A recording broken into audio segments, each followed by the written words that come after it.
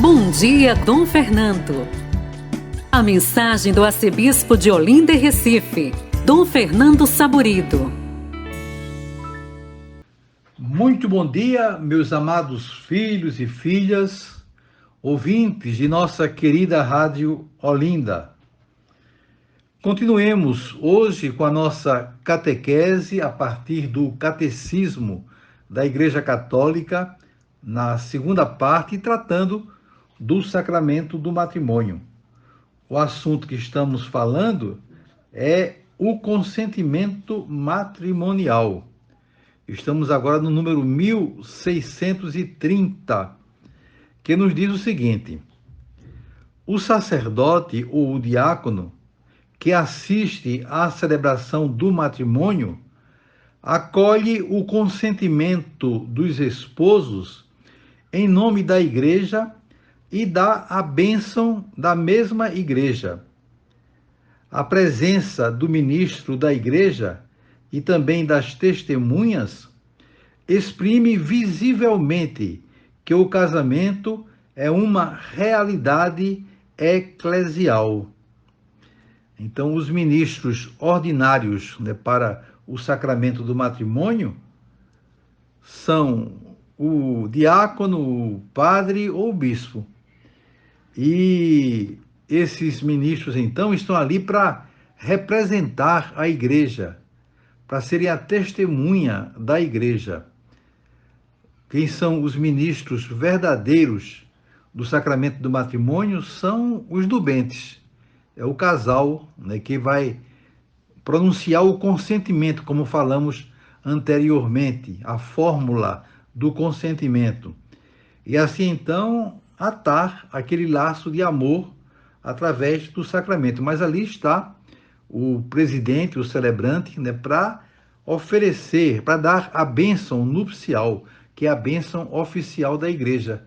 Portanto, ser a testemunha da igreja de que, de fato, aquele enlace aconteceu. É por esta razão, diz o texto do Catecismo, que a igreja normalmente exige dos seus fiéis a forma eclesiástica da conclusão do casamento. Diversas razões concorrem para explicar esta determinação. O casamento-sacramento é um ato litúrgico, por isso convém que seja celebrado na liturgia pública da Igreja. O matrimônio foi introduzido num ordo eclesiástico, cria direitos e deveres na Igreja, entre os esposos e relativos à prole. Sendo o matrimônio um estado de vida na igreja, é necessário que haja certeza a seu respeito. Daí a obrigação de haver testemunhas. E, finalmente, o caráter público do consentimento protege o mútuo sim, que um dia foi dado e ajuda a permanecer-lhe fiel. Então vamos ver cada um desses pontos. Primeiro, o casamento-sacramento é um ato litúrgico.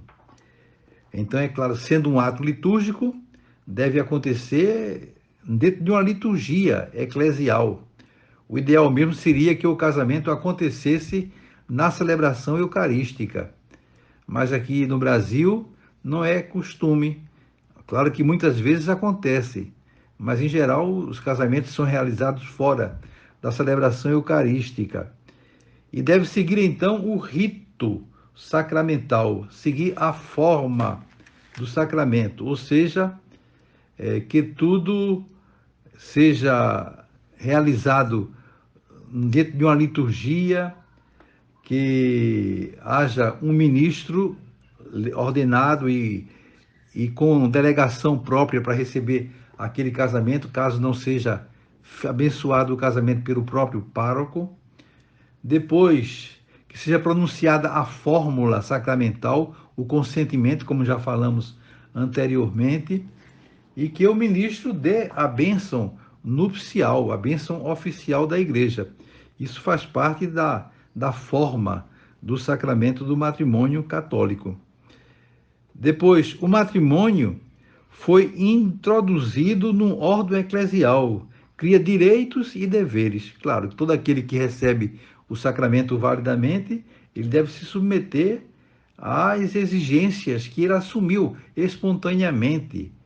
São os dois uma só carne, como se expressa muito bem aqui a palavra de Deus, né? De modo que é preciso que haja responsabilidade recíproca para que o casamento caminhe bem. Então, sendo o matrimônio um estado de vida na igreja, é necessário que haja certeza a seu respeito, ou seja, a obrigação de ter duas testemunhas, pelo menos duas testemunhas são necessárias que estejam presentes para assinar os termos, assinar os proclamas, como nós costumamos falar. E o último ponto, o caráter público do consentimento protege mutuamente os dois. Então é preciso que esse sim, né, seja verdadeiro, seja fruto de um verdadeiro amor entre os nubentes, né, que selam esse amor com o sacramento, né, que é realizado para nós católicos nesta forma que nós falamos anteriormente. Então desejo a vocês todos um dia muito feliz. Amanhã, se Deus quiser, voltaremos a nos encontrar. E sobre todos e todas, venham as bênçãos do Pai, do Filho e do Espírito Santo. Amém. Olinda, a Rádio da Família.